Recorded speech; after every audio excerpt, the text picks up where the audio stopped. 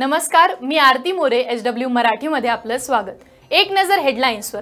पालघर नगर परिषद निवडणुकीत भाजप आणि शिवसेना युतीला बहुमत मिळाले, मात्र नगराध्यक्षपदी राष्ट्रवादीच्या उज्ज्वला केदार काळे या विजयी झाल्यात।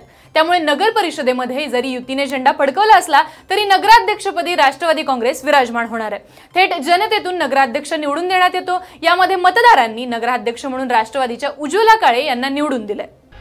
महाआघाडीमध्ये सांगलीच्या जागेवरून तिढा अजूनही कायम आहे। सांगलीच्या जागेवरून स्वाभिमानी शेतकरी संघटनेचे खासदार राजू शेट्टी यांनी काँग्रेसला उद्यापर्यंतचा अल्टिमेटम दिलाय। आमचा फक्त सांगलीसाठी आग्रह कधीच नव्हता, तरी पण विनाकारण स्वाभिमानी शेतकरी संघटनेकडून वसंतदादा कुटुंबावर अन्याय केला जात असल्याबाबतचं चुकीचं वातावरण सध्या निर्माण केलं जातंय।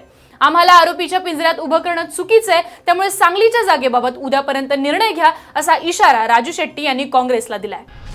गेल्या 20 वर्षांपासून शिवसेनेच्या खासदार असलेल्या भावना गवळी यांनी यावेळी सलग 5व्यांदा खासदार होण्यासाठी आज यवतमाळ वाशिम या लोकसभा मतदारसंघातून नामांकन अर्ज दाखल केला। यावेळी युवासेना प्रमुख आदित्य ठाकरे, खासदार अनिल देसाई यांची प्रामुख्याने उपस्थिती होती।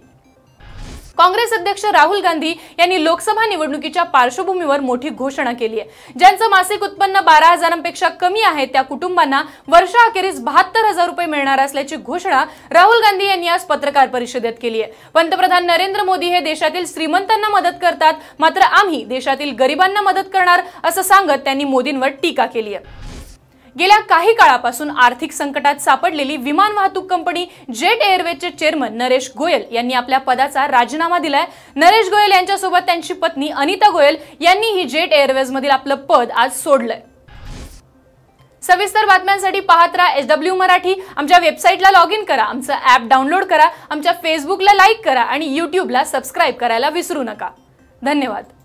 आता सर्वात आधी बातम्या मिळवा आमच्या मोबाईल न्यूज ॲप्लिकेशनच्या सहाय्याने।